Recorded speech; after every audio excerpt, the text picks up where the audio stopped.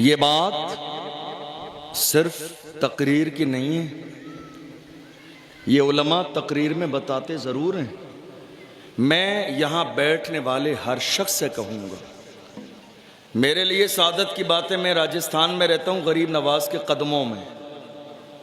آپ پڑھ لیجئے غریب نواز کی زندگی، کم سے کم ہر بندہ اپنے گریبان میں جھانک کے اتنا تو سوچے کہ یہ دنیا فانی ہے، آگاہ اپنی موت سے کوئی بشر نہیں، سامان 100 برس کا ہے، پل کی خبر نہیں، کم سے کم اپنے رسول سے اتنا رشتہ تو مضبوط جوڑ کر قبر میں جائیے۔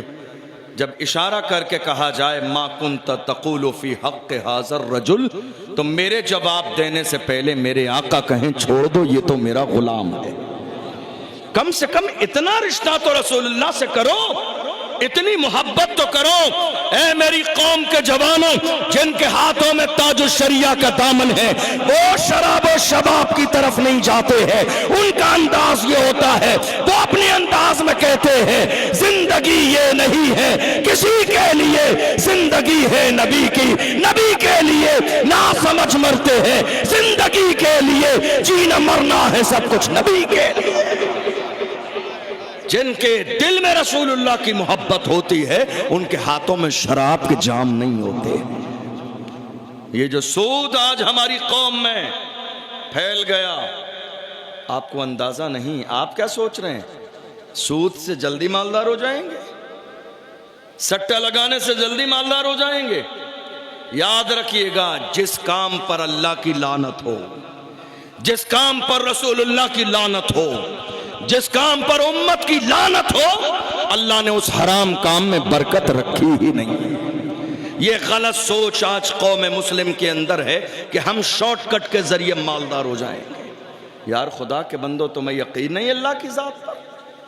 تمہارے جتنے بھی کام ہیں اس کی ذمہ داری اللہ نے اپنے ذمہ کرم پر لی ہے کوئی؟ ہم کتنے گنہگار ہیں پھر بھی کہتے ہیں پورے قد سے جو کھڑا ہوں وہ کرم ہے تیرا، مجھ کو گرنے نہیں دیتا ہے سہارا تیرا۔ آپ دیکھ لیجئے، ایک انسان سٹہ کیوں لگاتا ہے؟ میں آپ کو بتاؤں، ایک انسان جوا کیوں کھیلتا ہے؟ وہ اس لیے تاکہ میری پریشانیاں دور ہو جائیں اور میرے پاس مال و دولت ہو جائے، زندگی بہتر گزرنے لگے۔ مجھے آپ ایک بات بتائیے، ایک چھوٹی سی بات، چونکہ یہ جیسا کہ میں نے آتے ہوئے دیکھا ایک کاشتکاری کا علاقہ بھی ہے، کھیتیاں بھی ہیں لوگوں کی، ہیں آپ کی کھیتیاں؟ الحمدللہ سب زمین جائیداد والے ہیں۔ تو آپ نے یہ دیکھا ہوگا کہ جب کھیت میں بورنگ کیا جاتا ہے، بورنگ ہی کہتے ہیں آپ کے یہاں، جب کھیت میں بورنگ کیا جاتا ہے زمین میں پانی کے لیے، تو ہم نے دیکھا کہیں 200 فٹ کہیں 300 فٹ زمین کے نیچے مٹی میں کھودتے کھودتے اچانک سے کبھی زندہ مینڈک نکلتا ہے، کبھی مٹی کے اندر اچانک سے بچھو نکلنے لگ جاتے ہیں، کبھی زمین سے اچانک 200 فٹ کے نیچے کیڑے مکوڑے نکلنے لگ جاتے ہیں اور وہ بھی زندہ، اور کہاں مٹی کے ڈھیر کے اندر۔ اب ذرا غور کیجئے گا خدا کی رحمت پر، جنہوں نے یہ سوچ لیا ہے کہ سٹہ لگانے کے ذریعے دولت جلدی آ جائے گی، ذرا غور کیجئے گا رب کی رحمت کی شان کیا ہے۔ زندگی کے لیے چاہے وہ انسان ہو یا جانور ہو، زندہ رہنے کے لیے ہوا کی ضرورت، زندہ رہنے کے لیے کھانے کی ضرورت، زندہ رہنے کے لیے پانی کی ضرورت۔ اگر یہ تینوں چیزیں زندگی کو نہ ملیں، چاہے وہ انسان ہو یا جانور، زندہ نہیں رہ سکتا۔ تو 300 فٹ زمین کے نیچے مٹی کے ڈھیر میں ایک مینڈک زندہ ہے، اس کا مطلب کیا ہے؟ 300 فٹ زمین کے نیچے میرا رب ہوا بھی بھیجتا ہے، میرا رب کھانا بھی بھیجتا ہے، میرا رب پانی بھی بھیجتا ہے۔ ارے جب جانور کے لیے خدا نے اتنا عظیم الشان انتظام کیا ہے تو ہم تو اشرف المخلوقات ہیں، کیا ہمیں رزق نہ ملے گا؟ کیا ہماری پریشانی دور نہ ہوگی؟ قرآن کا 12واں پارہ اٹھائیے، اللہ کا قرآن کہتا ہے وَمَا مِن دَابَّةٍ فِي الْأَرْضِ إِلَّا عَلَى اللَّهِ رِزْقُهَا، زمین میں کوئی جانور بھی ایسا نہیں ہے مگر اللہ نے اس کے رزق کی ذمہ داری اپنے ذمہ کرم پر لی ہے، اللہ نے اس کی ذمہ داری ذمہ کرم پر لی ہے۔ خدا نوازنے والا ہے، جنات، انسان، چرند و پرند، اللہ سب کو اپنے اپنے انداز میں جس کی لینے کی جو صلاحیت نوازتا ہے، مگر ہم اور آپ کیا کر رہے ہیں؟ اللہ اکبر۔ میرے آقا نے یہاں تک فرمایا، اٹھائیے مشکات، اٹھائیے مسند احمد بن حنبل، اٹھائیے ترمذی ابو داؤد، پڑھیے میرے آقا نے کیا فرمایا۔ حضور نے فرمایا جس نے 1 درہم بھی حرام کا کھایا یا اس نے 100 درہم کے کپڑے خریدے، 99 درہم اپنے تھے اور 1 روپیہ 1 درہم اس کا مال حرام کا تھا، تو یہ 99 روپے سب ضائع ہو جائیں گے، اور اگر اس کے کپڑے پہن کر اس نے عبادت کر لی تو اللہ اس کی عبادت کو قبول نہیں فرمائے گا۔ کہاں ہو مسلمان، کہاں ہیں ہم آپ کو معلوم ہے یہ تقریریں آج جمعے میں نہیں ہوتی ہیں، میں یہ جو تقریر کر رہا ہوں نا، یہ جمعے میں تقریریں نہیں ہوتی ہیں الا ماشاءاللہ۔ اس میں میرا مقصد اپنی فضیلت بیان کرنا نہیں ہے، جمعے میں یہ تقریریں اس لیے نہیں ہوتی ہیں کہ امام صاحب کی امامت چلی جائے گی جمعے کے بعد، جمعے میں تقریریں اس لیے نہیں ہوتی ہیں کہ مسجد کا امام جمعے میں تقریر کر دے گا تو قوم کے جمعے کے بعد کہے گی آپ نے تقریر ہمارے لیے کی ہے، یہ ہوتا ہے یا نہیں ہوتا ہے؟ اور اگر کسی انسان کو خود یہ خیال نہ آئے تو 4 آدمی اس سے کہتے ہیں ارے سنا نہیں، ارے حضرت نے آج تو تمہارے خلاف کتنی شاندار تقریر کی۔ جس انسان کے خود ذہن میں نہیں آئے، اس کا ذہن وہاں نہ جائے تو دوسرے لوگ اختلاف کرانے کے لیے کہہ دیتے ہیں ارے سنا نہیں حضرت نے آج تمہارے لیے۔ اب آپ کیا کہہ رہے ہیں؟ مسجد کی کمیٹی نے آ کے کہہ دیا حضرت شراب کے خلاف تقریر نہیں ہوگی، کیونکہ شراب ہی سب سے بڑا چندے کی رسید کٹاتا ہے مسجد مدرسے کی۔ جوئے کے خلاف تقریر نہیں ہوگی، سٹے کے خلاف نہیں ہوگی، ڈھول باجے کے خلاف نہیں ہوگی، ڈی جے کے خلاف تقریر نہیں ہوگی، بے نمازیوں کے لیے نہیں ہوگی۔ تو پھر مجھے تو یہی سمجھ میں آتا ہے ایک مضبوط سا ٹیپ لائیے اور جمعے کے دن مسجد کے امام کے منہ پہ 1 بجے سے لے کے 1:30 بجے تک کے لیے چپکا دیجئے کہ بولنا نہیں ہے آپ کو۔ جب خطبے کی اذان ہو تو وہ ٹیپ اس کے منہ سے ہٹا دیجئے کہ حضرت بس خطبہ پڑھ کے نماز پڑھا دیجئے۔ جس قوم کے حالات ایسے ہو گئے ہوں جن کے اندر حق سننے کی صلاحیت نہ ہو، جو حق سننے کی صلاحیت نہ رکھیں، جن کا ضمیر مردہ ہو جائے، جن کا دل مردہ ہو جائے، ان کے لیے مقدر یہی ہے کہ وہ پیروں کے نیچے کچلے بھی جائیں، روندے بھی جائیں، مارے بھی جائیں۔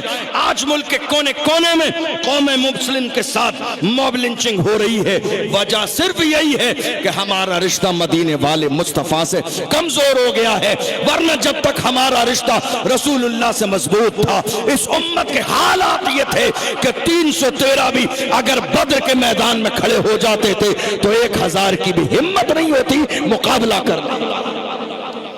آج ہمارا رشتہ مدینے والے مصطفیٰ سے کمزور ہو گیا۔ ایک بات میری ذرا سن کے جائیے گا، میں یہاں اس منبر پہ بیٹھا ہوں، میں پہلی بار آیا ہوں، ابھی تقریباً رات کے 10 ساڑھے 10 بجے میری آپ سے کسی سے ملاقات نہیں ہوئی، مجھے نہیں معلوم آپ کے اس شہر کے حالات کیا ہیں، یہاں آبادی کتنی ہے، حالات کیسے ہیں، یہاں کتنی مسجدیں ہیں، یہاں لوگوں کا کاروبار بزنس کیا، میں مہمان ہوں، میں نہیں جانتا ہوں۔ تو میں یہ جو بات کر رہا ہوں میں کیا کسی خاص بندے کے لیے کر رہا ہوں؟ نہیں، یہ دین کا پیغام ہے جو اللہ نے علماء کو ذمہ داری دی ہے لوگوں کو دین کا پیغام پہنچانے کی۔ میں اپنی ذمہ داری ادا کروں، اور کوئی بھی دنیا کا عالم اگر منبر پہ بیٹھ کے کوئی مسئلہ بتاتا ہے تو وہ کسی خاص ذات کے لیے نہیں بلکہ وہ دین کا پیغام لوگوں تک پہنچاتا ہے جو اس کی ذمہ داری اللہ رسول نے مقرر فرمائی۔ اور میرے نبی نے فرمایا جیسے کوئی شریعت کی بات معلوم ہو، یا خاص طور پہ کہہ لیجئے علماء اکرام جن کے پاس حرام و حلال کا علم تو ہے مگر لوگوں کے ڈر کی وجہ سے اگر وہ چھپا لیں گے تو ایسے لوگوں کو قیامت کے دن گھسیٹ کر جہنم میں ڈال دیا جائے۔ کہ تمہیں لوگوں کا ڈر تھا کہ تم نے شریعت کا مسئلہ بیان نہ کیا، تمہیں اللہ کا ڈر نہیں تھا؟ تمہیں پروردگار کا ڈر نہیں تھا؟ یہ ضرورت ہے موجودہ دور کی کہ ہماری مسجدوں اور محرابوں سے جو حق بیانی ہے وہ ہونی چاہیے. اور برا مت مانیے اس کو، جہاں مسجدیں نہیں ہیں، جہاں علماء نہیں ہیں، جہاں قوم کو آئینہ دکھانے والے لوگ نہیں ہیں، ان علاقوں کا حال یہ ہے کہ ان کے رہن سہن سے لگتا ہی نہیں ہے کہ یہ مسلمان ہیں. یہ دین ہے علماء اکرام کی کہ یہ جیسے بھی ہیں، اچھے ہیں یا برے ہیں، لیکن پھر بھی کم سے کم دین کا پیغام پہنچاتے رہتے ہیں، شریعت کی بات بتاتے رہتے ہیں. آج حالت کیا ہے معلوم ہے آپ کو؟ عدل اور انصاف کا تقاضا. اب ہوا کیا؟ امام صاحب نے سٹے کے خلاف تقریر کر دی.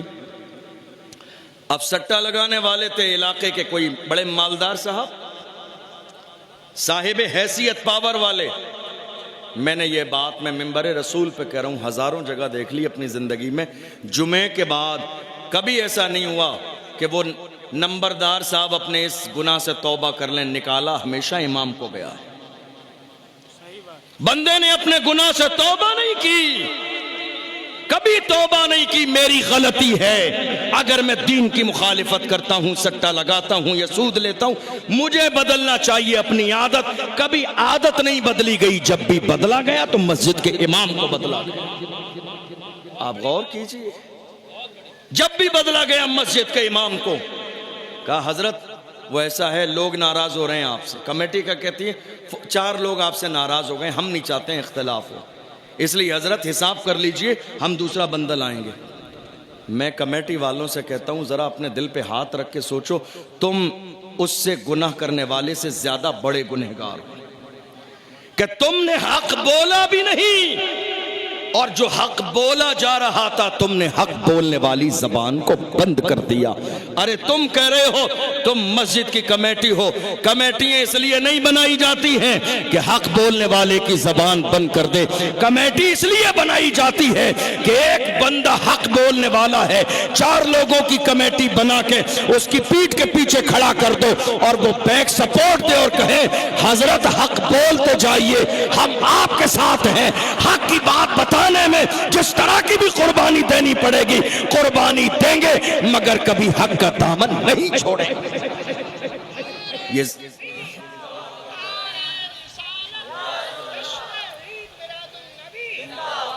اب اس کو ایک مثال سے سمجھیے. مثال کے طور پر آپ کی مسجد میں امام ہیں ہمارے بڑے بھائی، بڑی محبت اور کرم فرماتے ہیں ہمارے بڑے بھائی حسان بھائی، اللہ انہیں سلامت رکھے. بہت مقبول نقابت اور نظامت کرتے ہیں پورے ملک میں. یہ کسی مسجد کے امام ہیں، انہوں نے سٹے کے خلاف تقریر کر دی. سمجھیے گا بات کو. آپ نے محلے والوں نے، کمیٹی نے نکال دیا کہ نہیں بھائی ہم کوئی دوسرا امام لائیں گے. تو آپ نے میرا انتخاب کیا کہ صاحب اشرف جیلانی کو مسجد میں امام بنا دیجیے. تو یاد رکھیے گا جو پیغام انہوں نے سنایا وہی میں بھی سناؤں گا. قرآن تو وہی ہے، حدیث تو وہی ہے، پیغام وہی ہے، شریعت وہی ہے، بدلی نہیں ہے. اس لیے یہ جو ضمیر مردہ ہو چکے ہیں حق بات سننے کی صلاحیت نہیں ہے. اپنے دلوں پر محنت کیجئے، دل کو جگائیے، دل کو دھو ڈالیے. دل میں جو کینہ ہے، جو بغض ہے، حسد ہے، جس کے دل پر کینہ ہوتا ہے وہاں رحمتوں کا نزول نہیں ہوتا ہے. عاجزی اختیار کر کے اپنے دل کو صاف کر لیجئے. جب سکینہ نازل ہوگا خدا کی رحمتیں نازل ہوگی، اللہ آپ کی پریشانیوں کو دور فرما دے. عدل اور انصاف کا تقاضا کیا ہے؟ یہ جلسے کس لیے کیے جاتے ہیں معلوم ہے آپ کو؟ یہ قوم کی خون پسینے کی لاکھوں روپے کی کمائی جلسے میں کیوں خرچ کی جاتی ہے؟ صرف نعرے لگانے کے لیے نہیں، صرف انقلابی باتیں سننے کے لیے نہیں. جلسے کیے جاتے ہیں قوم کی اصلاح کرنے کے لیے، دین سیکھنے کے لیے، پیغام سننے کے لیے، شریعت کے مسائل سیکھنے کے لیے. ہمارے ہاں عدل اور انصاف کا تقاضا اب اس وقت کیا ہے معلوم ہے؟ ایک غریب کا بندہ، غریب کا بیٹا اگر شراب کی دکان کے سامنے سے گزر جائے تو لوگ شرابی کہہ دیتے ہیں، اور ایک مالدار کا بیٹا شراب کے ٹھیکے پر بیٹھا ہو تو لوگ کہتے ہیں نہیں کسی کام سے گیا ہوگا، بیٹھ گیا ہوگا. یہ ہمارے ہاں عدل اور انصاف کا تقاضا نہیں میرے عزیزوں. اسلام کا یہ مزاج نہیں ہے. عدل دیکھنا ہے، عدل دیکھنا ہے. اسی کی زندگی میں دیکھو جس کو اللہ نے ہمارے لیے آئیڈیل بنایا ہے. اور کیسا عدل، کیسا انصاف. حضرت حلیمہ سعدیہ فرماتی ہیں بچپن کے زمانے میں جب کئی عورتیں ہم سب لوگ مل کر بچے لینے گئے مکے، تو بہت ساری عورتوں نے رسول اللہ کو یتیم سمجھ کے چھوڑ دیا تھا. وہ تو ایک ان کا اپنا جملہ ہے، مگر ہماری محبت کا تقاضا یہ ہے، ارے ان کی کیا حیثیت تھی جو رسول اللہ کو چھوڑ دیتی. میرے نبی نے ان کے پاس جانا گوارا ہی نہیں کیا. یہ خوش قسمتی تو اللہ نے حلیمہ سعدیہ کی قسمت میں لکھی تھی.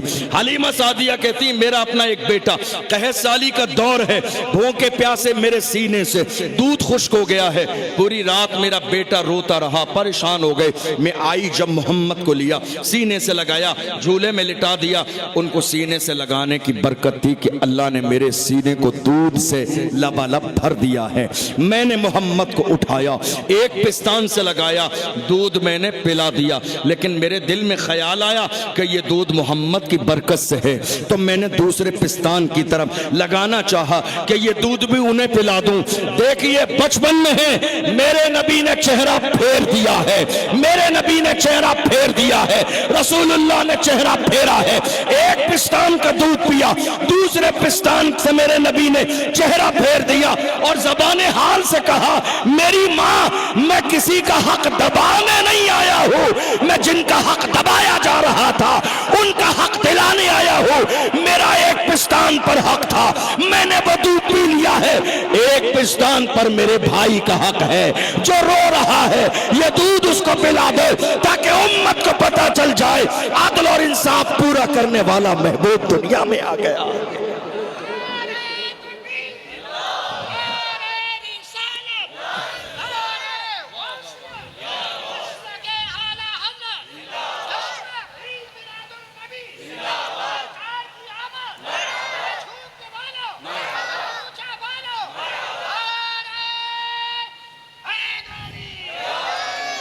اب میں اگر اس پر اور عدل اور انصاف کی بات کروں، آپ غور کیجئے. قبیلہ جوہینہ کی ایک عورت نے چوری کی. ذہن حاضر ہے آپ کا؟ ذرا ہاتھ اٹھا کے بتائیے. میری بات سمجھ آ رہی ہے آپ کو؟ پریشان تو نہیں ہو رہے ہیں؟ بور تو نہیں ہو رہے ہیں؟ بات سمجھ آ رہی ہے آپ کو؟ ایک عورت نے چوری کی. اب اسلام کا مزاج یہ ہے وَالسَّارِقُ وَالسَّارِقَةُ فَاقْطَعُوا أَيْدِيَهُمَا جزاء بما کسبا نکالا من اللہ واللہ عزیز حکیم، کہ جس نے چوری کی ہے اس کے ہاتھ کاٹے جائیں گے. یہ اسی کا بدلہ جو انہوں نے کیا ہے. اسلام کے اندر حکم یہی ہے. ایک عورت نے چوری کی حضور کے زمانے میں، بڑے مالدار خاندان کی عورت ہے. اب سزا دینے کا انداز یہ تھا کہ سارے لوگوں کو جمع کیا جاتا تھا، پھر سزا دی جاتی تھی تاکہ لوگوں کو پتہ چل جائے گناہ کیا کیا ہے، اور سزا یہ دی جا رہی ہے تاکہ دوسرا کوئی گناہ نہ کرے. اب اس عورت کو سزا دی جائے گی، بڑے خاندان کی عورت ہے، نام بدنام ہو جائے گا. حضور کے ایک جانثار سے انہوں نے تعلق کیا، ملاقات کی، اور انہوں نے کہا کہ جس طرح جتنے چیزوں کی چوری کی ہے ہم اس سے ڈبل دینے کے لیے تیار ہیں. تم رسول اللہ سے جا کے بات کرو کہ ہاتھ نہ کاٹے جائیں، سزا نہ دی جائے. اللہ اکبر. وہ آئے، حضور سے بات کی.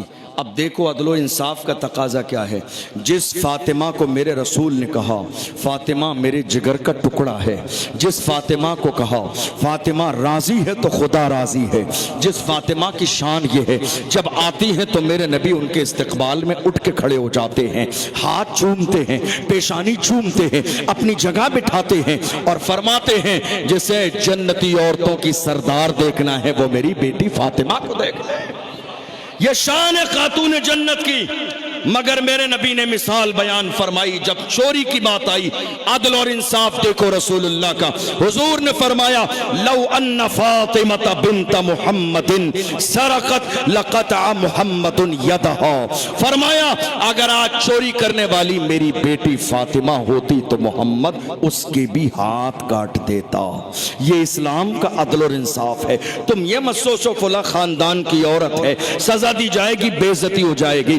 اگر چوری کرنے والی محمد کی بیٹی فاطمہ ہوتی تو یہاں پر بھی لحاظ نہ کیا جاتا۔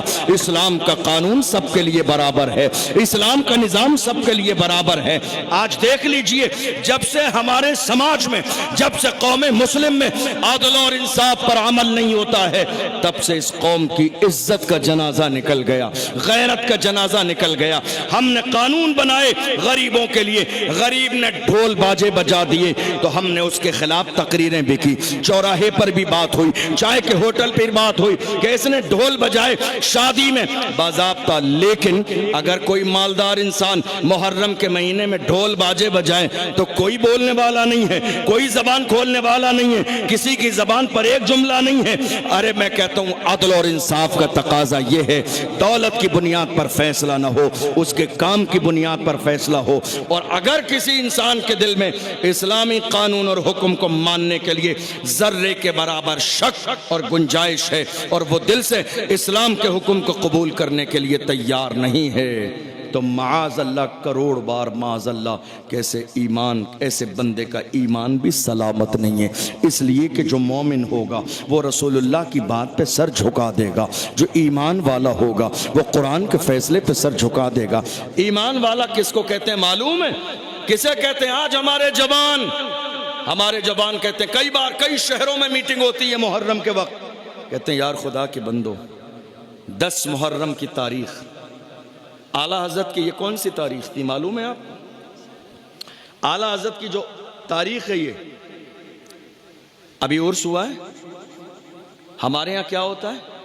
جب سال گزر جائے، ہمارے والد کا انتقال ہو اور سال گزر جائے، جس کو برسی کہتے ہیں، تو سال گزر جانے پر برسی کا جب دن آتا ہے تو ہم علاقے کے مدرسے سے تعلق پیدا کر کے بچے بلاتے ہیں۔ کس کام کے لیے؟ قرآن خوانی کے لیے۔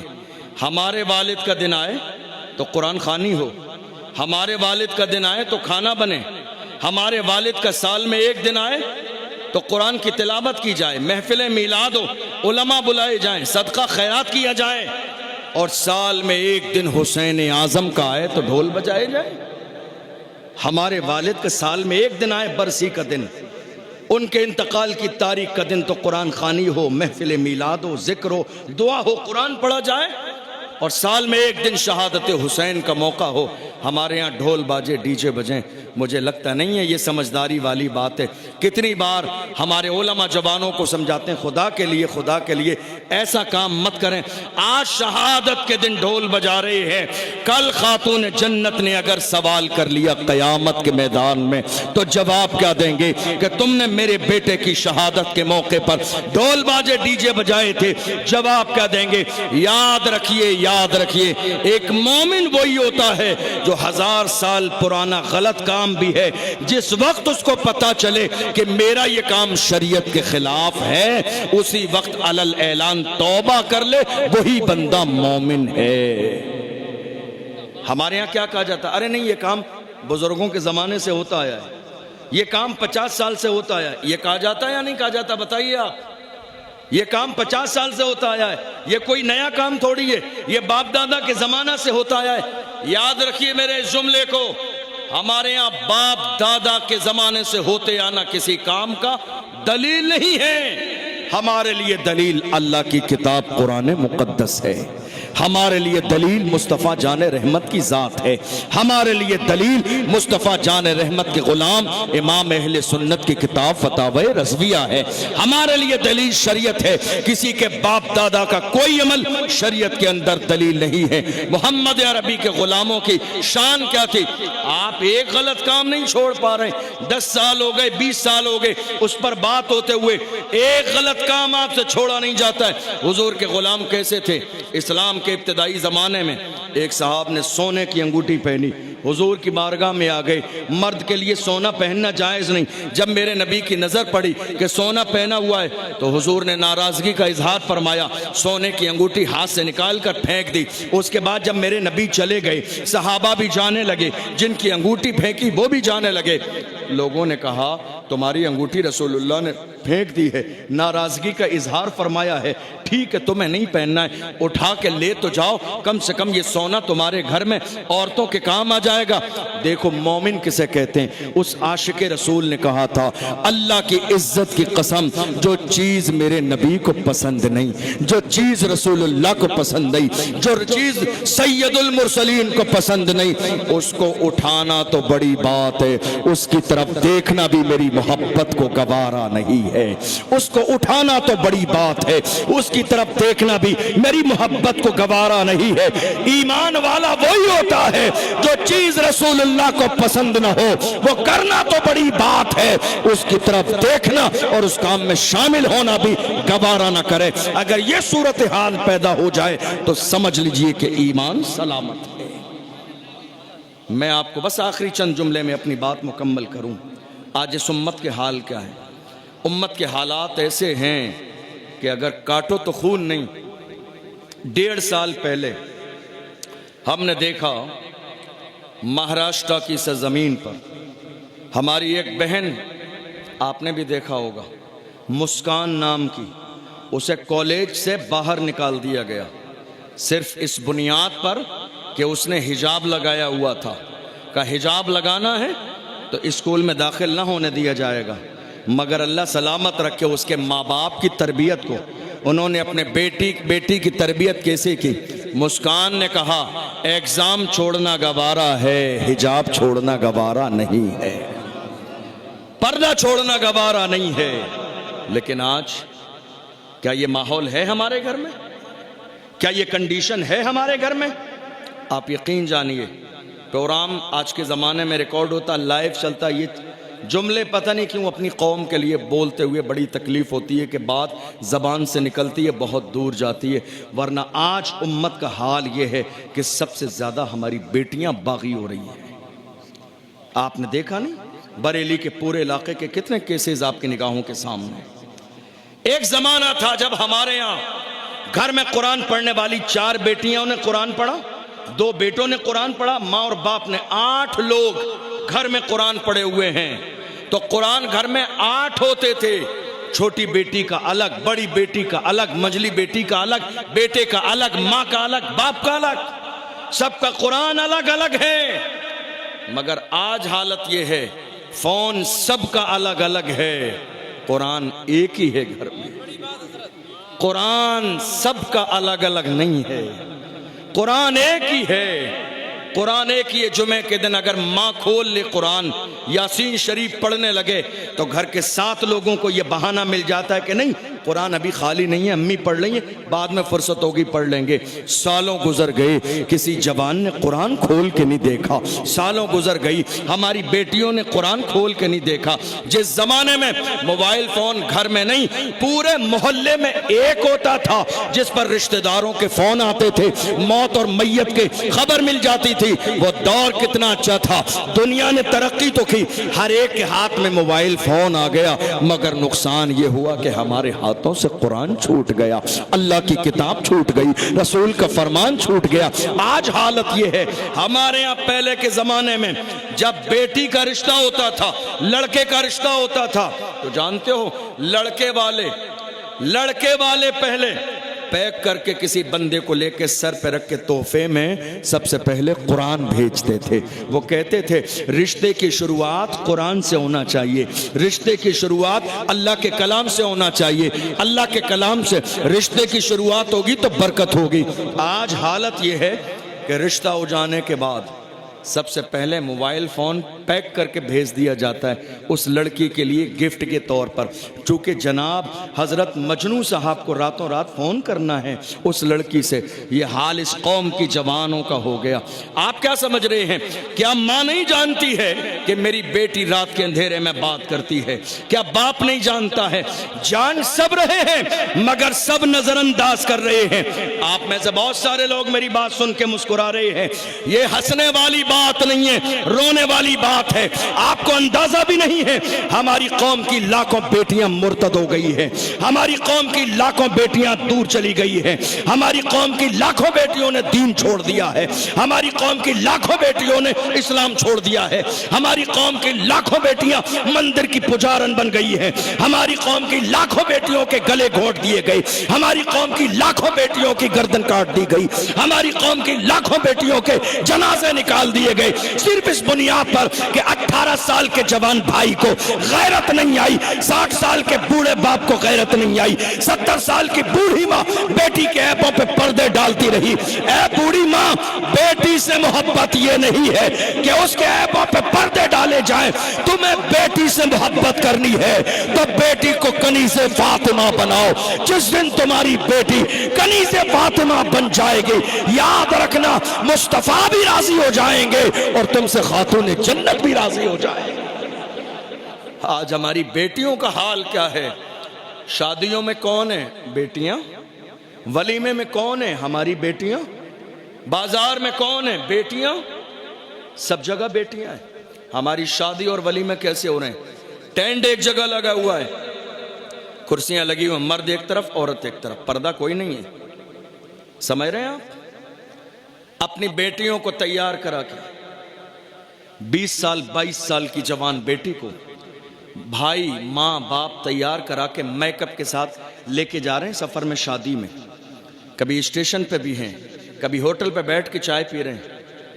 تم سگے بھائی ہو، تمہاری غیرت کا جنازہ نہیں نکلتا ہے؟ جب تمہاری بہنیں بے پردہ ہوتی ہیں، کیا بھائی ایسے ہوتے ہیں کبھی؟ کیا بھائیوں کا کردار یہ ہوتا ہے؟ کیا بھائیوں کا انداز یہ ہوتا ہے؟ تمہیں اندازہ نہیں، یہ امت آج اسلام اور مسلمانوں سے دشمنی کا جو لیول اتنا بڑا ہوا ہے، دنیا نے یہ منصوبہ بنایا ہے۔ اور تھوڑے سے زمانے پہلے تو حالت یہ تھی، ہمارے یہاں پردے کا ماحول اتنا تھا کہ کچھ بھی ہو جائے، کچھ بھی ہو جائے۔ ارے تاریخ اٹھا کے دیکھو کربلا کی، زینب نے کربلا میں پردہ نہیں چھوڑا ہے، شہربانوں نے کربلا میں پردہ نہیں چھوڑا ہے۔ ہماری زندگی میں اتنی بڑی تکلیف کہاں آ سکتی ہے جہاں 18 سال کا بیٹا علی اکبر شہید ہو گیا مگر زینب نے پردہ نہیں چھوڑا ہے۔ قاسم کی جوانی لٹ گئی مگر زینب نے پردہ نہیں چھوڑا ہے۔ عباس کے بازو کٹ گئے مگر زینب نے پردہ نہیں چھوڑا ہے۔ اونو محمد کو شہید کر دیا گیا مگر زینب نے پردہ نہیں چھوڑا ہے۔ میرے آقا امام حسین کو کربلا میں شہید کر دیا گیا مگر زینب نے پردہ نہیں چھوڑا ہے۔ وہ جانتی ہے پردہ میرے رسول کا فرمان ہے، اگر پردہ چھوٹ گیا تو کہیں ایسا نہ ہو کہ مصطفیٰ جان رحمت ناراض ہو جائیں۔ سب کچھ گوارا ہے، بلکہ ایک غلام تو یہ کہتا ہے ہر جفا ہر ستم گوارا ہے، اتنا کہہ دے کہ تو ہمارا۔ حضور کے غلام صرف اس بات پر راضی ہوتے ہیں کہ اللہ کے رسول صلی اللہ علیہ وسلم ہمیں اپنا کہہ دیں۔ میرے عزیزو، میں اس پر بات کروں، بات بہت لمبی ہو جائے گی۔ اپنے گھر کے ماحول کو اسلامی ماحول بنائیں۔ یاد رکھیں حضور کا فرمان ہے، شادیاں سستی کریں تاکہ زنا مشکل ہو جائے۔ ہم نے شادیاں مہنگی کر لیں، زنا آسان ہو گیا۔ یہ ہے یا نہیں؟ آج کسی کی عمر 25 سال، کسی کی عمر 30 سال، کسی کی عمر 35 سال۔ کتنے لوگ انتظار میں ہیں کہ نہیں صاحب جب تک لڑکا سرکاری نوکر نہیں ملے گا تب تک ہم اپنی بیٹی کا نکاح نہیں کریں گے۔ نوکر نہیں ملے گا، ارے آزاد بندہ تمہیں پسند نہیں، نوکر چاہیے، غلام۔ سرکاری نوکری ہم برا نہیں کہتے ہیں، لیکن اس کی نوکری سے اور پیسے سے رشتہ مت کیجئے، رشتہ کیجئے اچھے خاندان کو دیکھ کر، شریف لوگوں کو دیکھ کر، اچھے لڑکے کو دیکھ کر۔ یار ہماری اور آپ کی قسمت بنانے والا میرا پروردگار ہے، مجھے میری قسمت کا رزق ملے گا، جو لڑکی میرے گھر میں آئے گی اس کی اپنی قسمت ہوگی۔ یہ مت سوچئے مالدار ملے گا تو بہت اچھا کام ہو جائے گا۔ ہم نے کتنی بار دیکھا ہے کروڑ پتی لوگ بھی کبھی کبھی خاک پتی ہو جاتے ہیں، اور کبھی خاک پتی لوگ بھی کروڑ پتی ہو جاتے ہیں. تو رشتہ صرف دولت کی بنیاد پر نہیں, رشتہ کریں شرافت کی بنیاد پر. علماء اکرام بیٹھے, پوچھ لیجئے, میرے نبی نے یہاں تک فرمایا جو دنیا کی دولت کی لالچ میں شادی کرے گا اللہ اسے اور زیادہ محتاج کر دے گا, اور زیادہ غریب کر دے گا. رشتہ دولت کے لیے نہیں, رشتہ شرافت کی بنیاد پر کریں, رشتہ معزز ہونے کی بنیاد پر کریں. اس لیے میرے عزیزوں کوشش کریں جب اولاد بالغ ہو جائے, سمجھدار ہو جائے, اس سے پہلے کہ شیطان ان کے اوپر حملہ کرے قدم بڑھا دیجئے اور بہتر جگہ ان کا رشتہ کر دیجئے, تاکہ ہماری بیٹیوں کی عزت سلامت رہے, ہمارے بیٹوں کی عزت سلامت رہے, ہمارے گھر کا ماحول اسلامی رہے. ہم اگر اپنی بیٹیوں کی چھوٹی چھوٹی غلطیوں کو نظر انداز کرتے رہیں گے تو یاد رکھنا یہ غلطیاں تھوڑے زمانے کے بعد جا کے ہمارے لیے ہی ناسور بن جائیں گی.